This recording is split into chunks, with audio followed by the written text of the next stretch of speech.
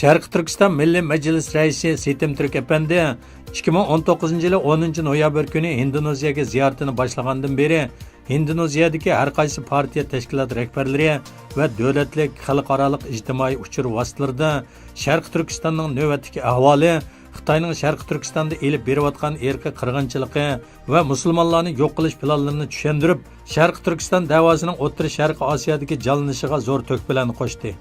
Dal mushundaq tarixiy paytda Şərqi Türkiston o'limalar birligi va Ma'rif darnigi raisi Hidayatullah O'g'izxon boshchiligidagi bir guruhimi orqadan Şərqi Türkiston davosini texmi keng qanot yoydirish uchun 2019 yılı 13 noyabr Indoneziyaga yetib keldi. Biz bu tashkilotlarning va rahbarlarning qo'lini qo'lga tutish berayotgan xizmatlaridan, da'vo yo'ldagi tirishchiliklardan iftixorlanamiz va xizmatlarning muvaffaqiyatli, natijali bo'lishini tilaymiz.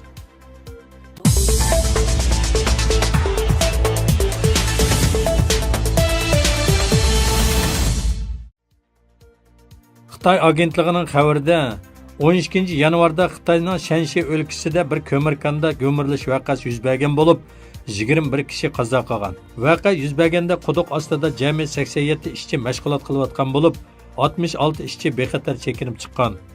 2000 yili atrofida hukumat o'rnining e'lon qilgan konda o'lib ketganlarning soni har yili 7000 kishi bo'lib, 2013 yili Xitoy hukumatining statistik sonida ko'mirkonda o'lish nisbati tuvanlab 1000 kishiga tushgan.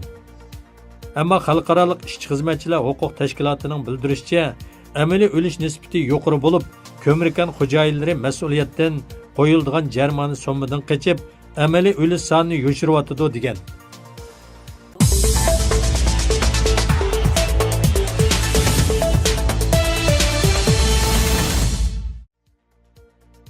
Xitoy yer shari to'rining 12 yanvar xabarida 12 yanvar Şərqi Türkistan Qashqar Koni shahar noyisida 5 1 bal va 3 1 bal 2 qatim yer tavirgan bo'lib, yerlik aholilarning yaralanish ahvoli va chiqimlarini oshkorlamagan.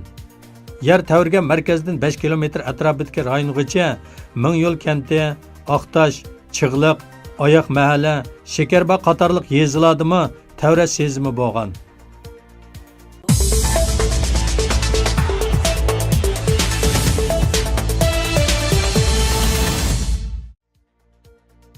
To'rtinchi noyabr tushdan burun Xi Jinping Markaziy harbiy komitet 2019 yillik 1-nomerlik buyruq imzolab, butun armiya qismlariga har xil turdagi harbiy mashq boshlashni o'rinlashtirdi. Chet ellarda turishli Xanzo erkin faoliyatchilarining analiz qilishicha, Xitoy hukumatı o'z ichidagi Amerika bilan bo'lgan savdo urushi, iqtisodiy krizis, kishilik huquq, taraqqiyot va boshqa jihatdan bo'lgan xavfni fuqarolarning diqqatini burmalash uchun Tayvanga qo'rqoq silyotdi degan.